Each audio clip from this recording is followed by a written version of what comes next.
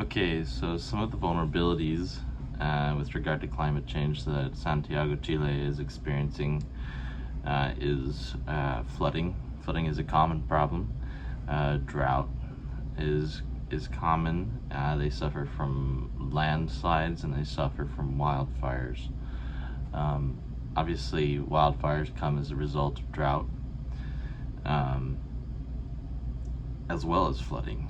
When you have a mixture of both, you get a lot of brush, and then the drought dries out that brush. It's similar to California's problem with their wildfire that comes from their abundant brush that's dry. And I don't fully understand where landslides come from, but I'm assuming that because they're right on the edge of the Andes, that there is landslide threats that are probably worsened by large rain that loosens the ground.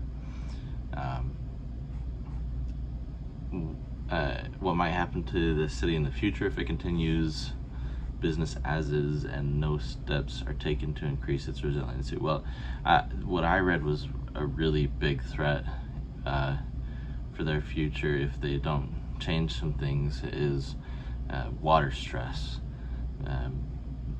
Basically, right now, 80% of their water is consumed by agriculture, industry, and mining.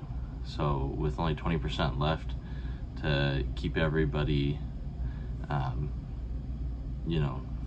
hydrated, and just normal water consumption for the average individual, it's going to be really difficult.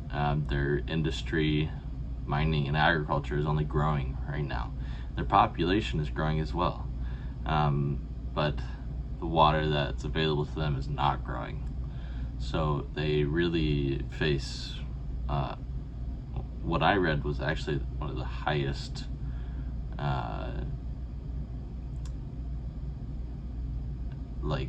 threats of really high, really bad water stress.